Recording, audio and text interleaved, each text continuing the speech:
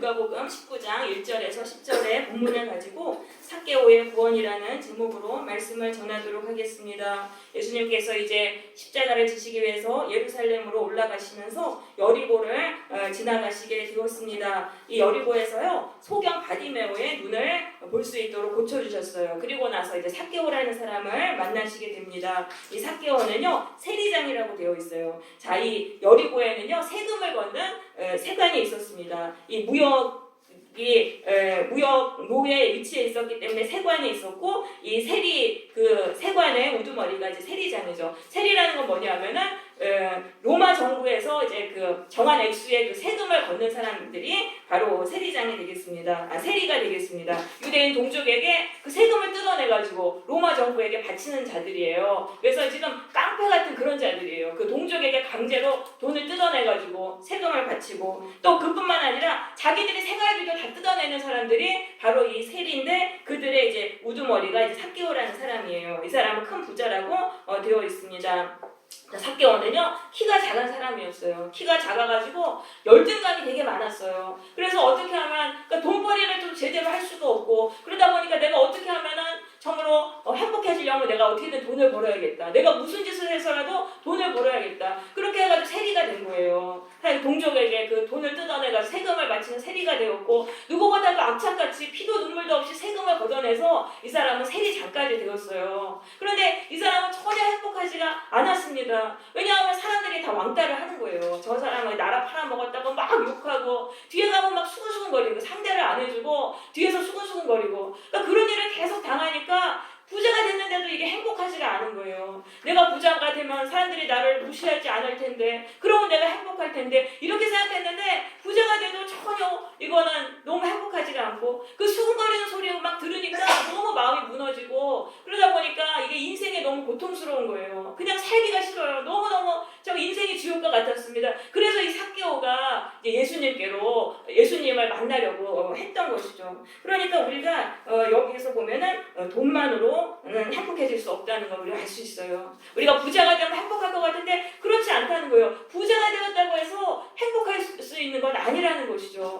그러면 나는 이제 삭개오처럼 악한 부자가 아니라 내가 선한 부자가 되면 내가 행복하겠구나, 우리는 이렇게 생각할 수 있어요. 근데 그렇지도 않은 게 그 앞장 18장에 보면 부자 관리가 나와요. 이 부자 관리는요 그 젊은 청년인데 그 부자예요. 큰 부자라고 되어 있어요. 그리고 관리예요. 존경받는 관리예요. 그럼 행복해야 되잖아요. 근데 이 사람이 행복하지 않았어요. 그래서 예수님께 와서 영생을 얻으려면 어떻게 해야 되겠습니까? 라고 여쭈었습니다. 이거는요 내가 구원받으려면 내가 어떻게 해야 되겠습니까? 라고 그렇게 여쭈었던 것입니다. 왜냐하면 그 자리에 가서도 행복하지가 않은 거예요. 너무 경쟁이 치열하고 삭막하고 참아 피 튀기게 경쟁해야 되고, 그러니까 인생을 살아갈 힘이 없는 거예요. 그래서 예수님께 와서 그렇게 물었던 거죠. 가는 곳마다 또 사람들이 시기하고, 그러니까 인생 살기가 힘들어서 예수님께 그렇게 왔던 것이죠. 그래서 착한 부자가 되고 성공해도 행복하지 않고 평안하지 않습니다. 여러분, 사람 행복하려면요 악한 영을 물리치는 능력이 있어야 됩니다. 악한 영을 물리치는 능력이 있어야지 이 세상에서 행복하게 살아갈 수 있어요.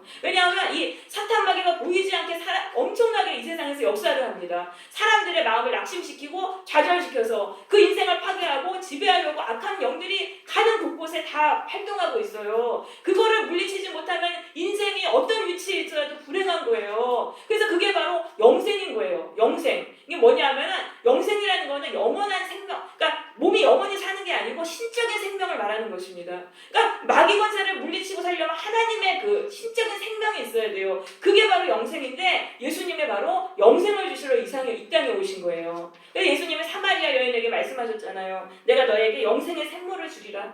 그러니까 예수님이 영생을 주시는 거예요. 우리에게 영생을, 마귀를 물리칠 수 있는 능력을 주시는 거예요. 그게 바로 영생인 것입니다. 그것만 물리치면은 내가 어떤 환경에 있다 할지라도 우리가 힘을 얻고 행복하게 정말 인생을 다스리며 살아갈 수 있는 거예요.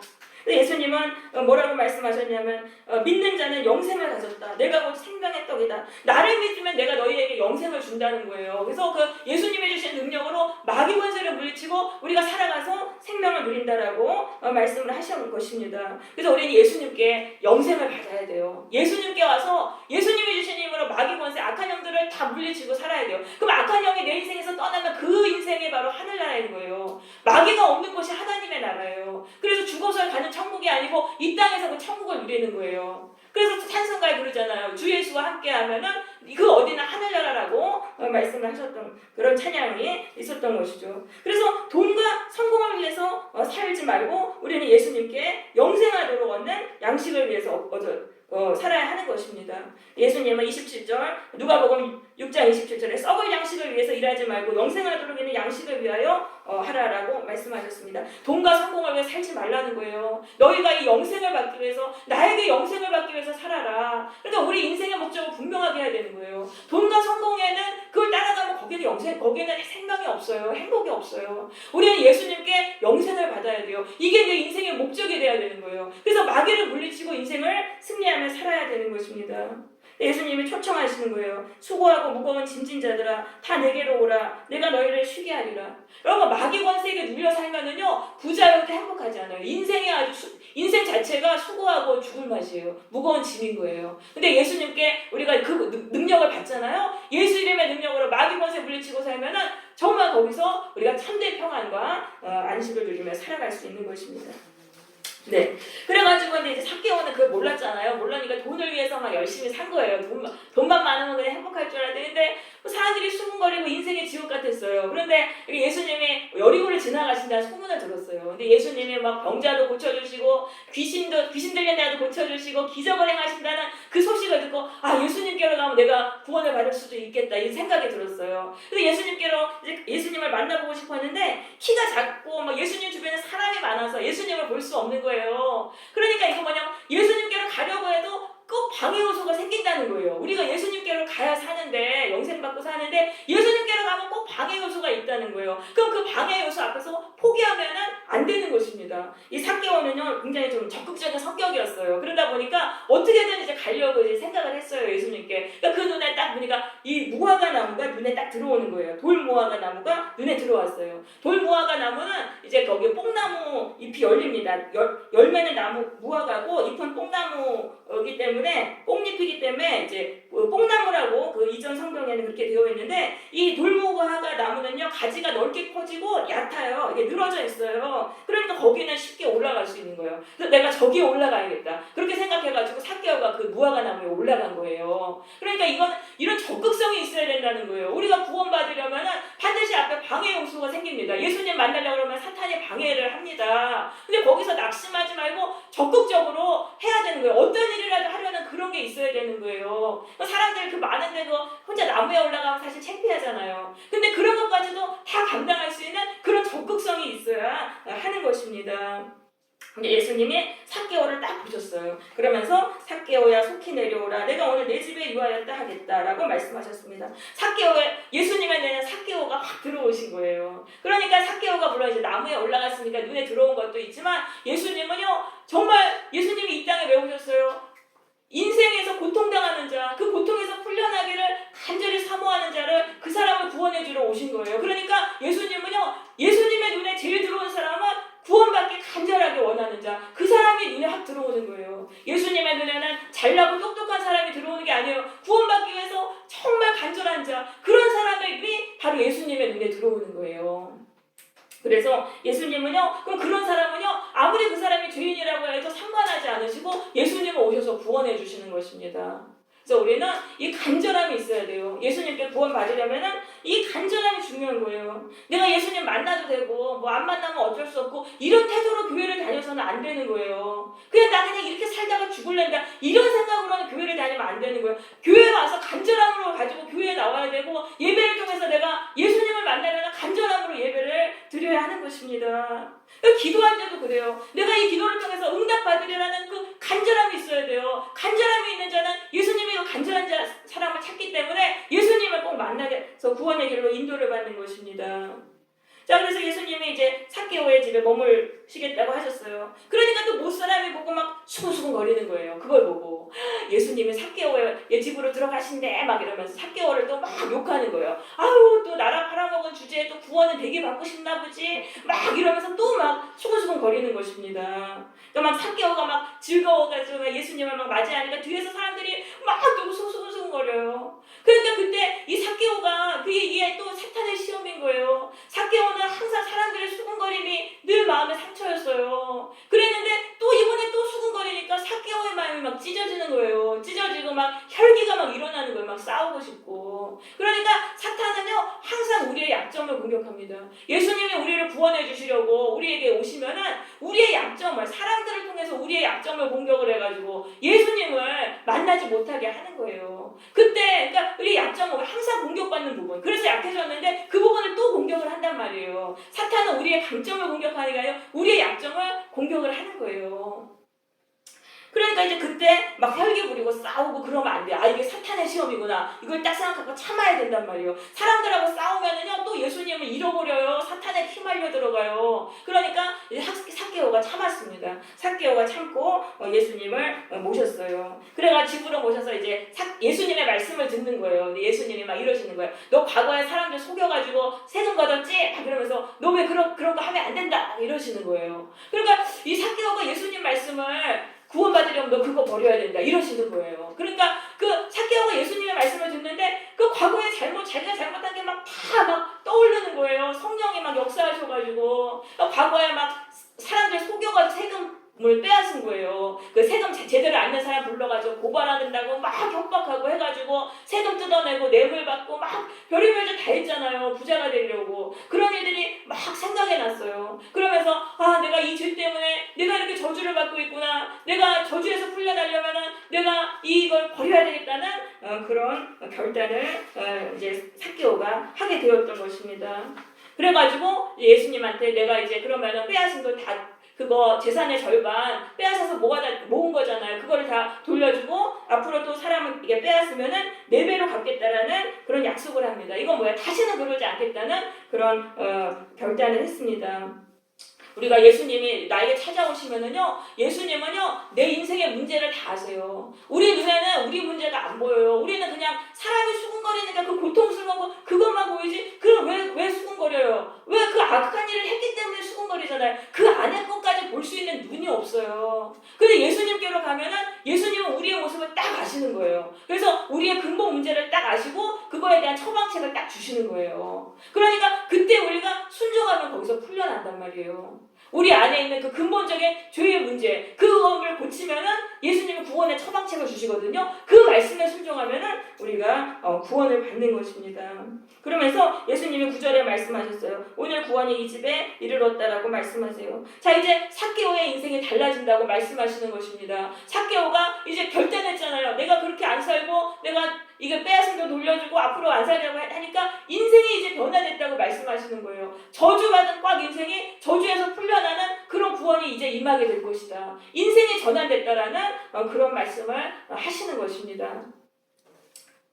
그래가지고 우리 안에도 그 고통의 원인이 다 있는 거예요. 내 인생이 왜 고통스러운가? 그 근본 원인이 있어요. 그것만 고치면은 바로 예수님이 바로 그 즉시 구원해 주세요. 즉시 회개하는 순간 즉시 구원이 임하는 거예요. 우리가 저주를 향해서 돌아가던 우리의 인생이 풀려가지고 저주가 풀리고 우리가 구원받고 생명을 누리고 행복하고 그런 인생으로 우리의 인생이 전환이 되는 것입니다.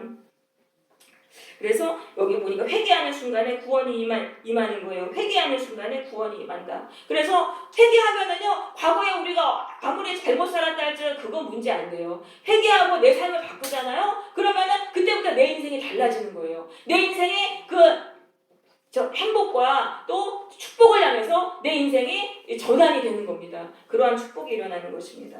자, 그런데 여기서 봤을 때 이제 그래서 구원은 예수님이 주신 처방책에 순종하는 것을 통해서 받게 되는 거예요. 예수님이 우리를 아시잖아요. 우리의 문제를 아세요. 그러니까 너 이것만 고쳐라. 딱 명하시는 게 있어요. 예배 중에 막 깨달아지는 게 있어요. 아, 내가 이거 정말 잘못했구나. 요걸 고쳐야겠구나. 그 예수님이 찾아오셔서 말씀해 주시는 거예요. 그래서 그때 그거를 고치면 우리가 저주에서 풀려나요. 우리의 인생에 구원이 임하는 거예요. 그런데 그 부자 청년은 그러지 못했습니다. 누가복음 18장의 부자 청년은요, 예수님이 이제 찾아와서 예수님이 처방해 주셨잖아요. 너에게 있는 거 다 팔아서 가난한 사람에게 주고 나를 따르라. 그 처방해 주셨어요. 근데 그거를 순종하지 않았던 거예요. 순종하지 않고 근심해서 갔어요. 그러니까 그 사람은 구원받지 못한 거예요. 그러니까 예수님 앞에 나왔을 때 예수님이 나에게 너 이거 해라. 구원의 말씀을 주실 때 그 말씀에 순종해야지 우리가 구원을 받는 것입니다. 순종하지 않으면 구원받지 못해요. 근데 순종한다고 해서 그러면 그 많은 재산을 어떻게 다 포기합니까? 이러잖아요. 그거 재산 어떻게 포기합니까? 근데 예수님이 그 나중에 뭐라고 말씀하시냐면요. 이르시되 하나님의 나라를 위해서 집이나 아내나 형제나 부모나 자녀를 버린 자는 현세에 여러 배를 받고 내세에 영생을 받지 못할 자가 없느니라. 몇 배로 다 돌려주신다는 거예요. 내가 포기한 거. 그러니까 이 부자 가난이 그 자기 재산 다 포기했으면 그거 몇 배로 하나님이 돌려주시는 거예요. 그러니까 이게 포기한다고 그게 없어지는 게 아니에요. 몇 배로 다 나한테 오는 거예요. 그래서 순종해야 되는 거예요.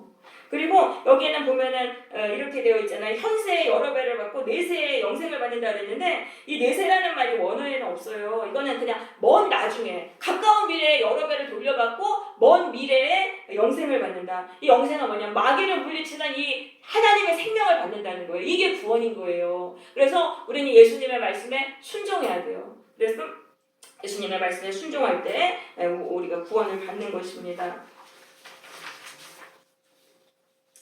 자, 그런데 이 삭개오가 지금 하는 거 다시 한번 보겠습니다. 내가 이제 재산의 반을 가난한 자에게 주겠다라고 예수님께 약속해요. 그리고 누구의 것을 빼앗을 일은 절대 하지 않겠다고 또 약속을 해요. 그럼 우리가 구원받으려고 하려면 어떻게 해야 되냐면요. 과거의 죄에 대한 보상을 해야 돼요. 삭개오가 재산 모았던 거 사람들한테 빼앗아서 모은 거잖아요. 그러니까 그거 반을 내가 돌려주는 보상을 하겠습니다. 그럼 우리도 구원받으려면 실제적인 보상을 해야 된다는 거예요. 구원은요. 하나님의 공의가 이루어져야지 내 삶에 이루어지는 거예요. 하나님은 공의로우시기 때문에 하나님의 공의를 따르려는 자를 구원해 주세요. 그러니까 내가 뭐 잘못하고 있는 그거는 도려내야 되는 거예요. 그거는 버려야 되는 거예요.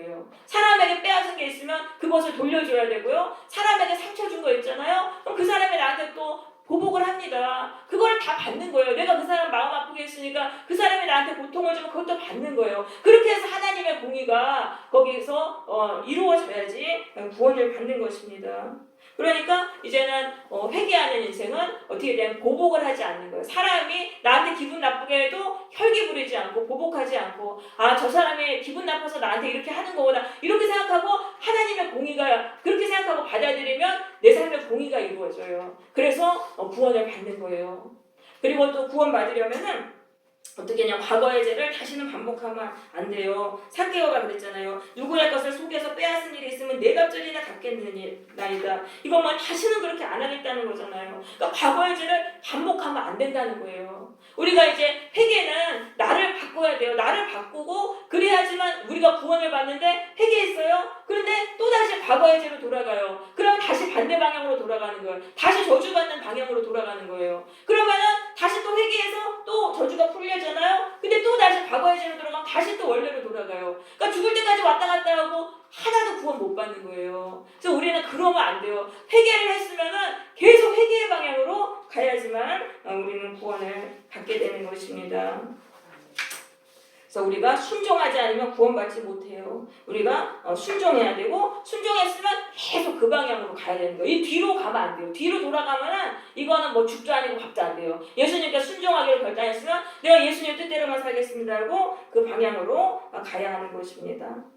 또 한 가지 구원받으려면 집착을 버려야 돼요. 집착을 버려야 돼요. 삭개오는 돈에 집착했어요. 그래서 돈 때문에 고통을 당한 거예요. 그럼 우리 인생의 고통은 뭐냐면은 집착하는 것 때문에 고통이 오는 거예요. 그거를 버려야지만 우리가 구원을 받게 되는 것입니다. 여러분 집착은요 우상 숭배랑 똑같은 거예요. 내가 집착하는 대상을 하나님 대신에 하나님처럼 섬기는 거예요. 그게 집착이에요. 그거를 근데 우상 숭배하면 하나님께 저주받아요. 그래서 집착을 우리가 내려놓지 못하면은 계속적으로 고통의 인생이 되는 것입니다.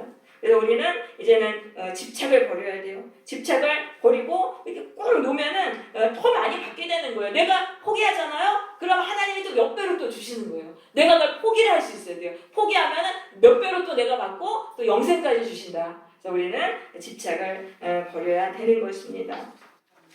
한마디로 이제 말하면 구원받으려면 나를 고치는 회개를 해야 한다는 것입니다. 삭개오는 자기의 삶을 고쳤습니다. 그래서 구원을 받았던 거예요. 그의 인생에 이제 저주에서 풀려나고 그의 인생이 행복한 인생을 향해서 전환이 되었던 거예요. 그러니까 우리가 나를 바꾸는 회개를 해야 된다는 거예요. 우리의 구원은 예수님이 주신 그 처방의 말씀에 순종해서 나를 고쳐야지 내가 구원받는다는 것입니다. 여러분 나는 고치지 않고 나는 고침받지 않고 상황만 바뀌기를 기도하면은 그 상황은 또다시 저주로 다시 돌아가요. 내가 안 바뀌었기 때문에. 그런데 나를 고치잖아요. 나를 고치면 이 저주가 완전히 떠나는 거예요.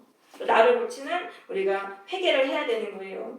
그런데 나를 바꾸는 게 쉽지가 않잖아요. 우리가 수십 년 그렇게 살아왔기 때문에 나를 고치는 게 굉장히 어렵습니다. 단번에 나를 고칠 수는 없어요. 그래서 우리는 조급함을 버려야 돼요. 단번에 어떻게 나를 고치겠어요? 그래서 1%만 고칠 생각을 해야 돼요. 나를 1%만 고쳐보자. 그러면 여러분 1도만 바뀌면 세상이 360도가 바뀝니다. 나를 1%만 바꿔도요, 내 인생이 새로워져요. 그런데 그 새로워진 인생이 너무 좋은 거예요. 저주에서 풀려나니까 생명이 오고 기쁨이 오는 거예요. 저주에 꽉꽉 묶여있으면 살아가도 고통이에요. 살아가는 자체가 고통인데 저주에서 풀려나니까 살만하니까 너무 좋은 거예요. 그리고 인생이 새롭게 되니까 인생이 지루하지가 않아요. 그러니까 자꾸 소망하게 돼요. 나를 조금 더 바꿔보자. 나를 좀 더 고치면 인생이 이게 또 새로워지겠구나. 이렇게 자꾸 이게 이런 소망이 생겨가지고 자꾸 나를 바꾸는 거예요. 그렇게 해서 우리가 결국은 다 나를 바꿀 수 있게 되는 것입니다. 여러분 1%만 나를 고치려고 노력하고 오늘도 애쓰시기를 바라요. 그럼 그 1%가 모이고 또 모이고 또 모이고 그러면 한순간에 우리가 바뀌게 되는 것이죠. 10절에서 예수님은 말씀하세요. 인자가 온 것은 잃어버린 자를 찾아서 구원하려 함이니라라고 말씀하십니다. 자, 예수님이 왜 이 세상에 오셨습니까? 잃어버린 자를 구원하러 오셨는데 잃어버렸다는 것은 파괴되었다는 말입니다. 원어를 보면은 인생이 파괴된 자, 인생이 죄로 인해서 파괴됐어요. 너무나 고통스러워요. 그런 사람을 예수님은 찾으셔서 구원하러 오셨다. 구원하다는 것은 원어를 보면은 다시 고쳐주신다는 거예요. 회복해주신다는 거예요. 그래서 예수님은요, 고통 가운데 살아가는 인생, 내 인생 망했어, 나 저주받았어, 이러한 자들을 찾으셔서 구원해 주시고 그 인생을 아름답게 회복시켜 주시려고 이 세상에 오셨던 것입니다. 그래서 우리는요, 인생의 고통 속에서 예수님께로 가야 하는 것입니다. 예수님께로 가서 내 모습을 보고 예수님이 주시는 그 처방책, 구원의 처방책을 들어야 하는 거예요. 그리고 들었으면은 그 말씀에 순종해서 나를 바꾸는 회개를 해야 되는 것입니다.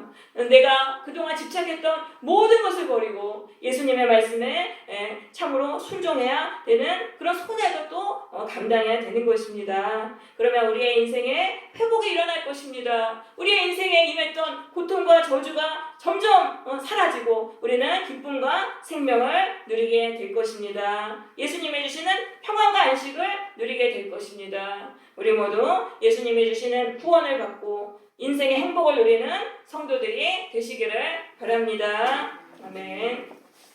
우리 찬양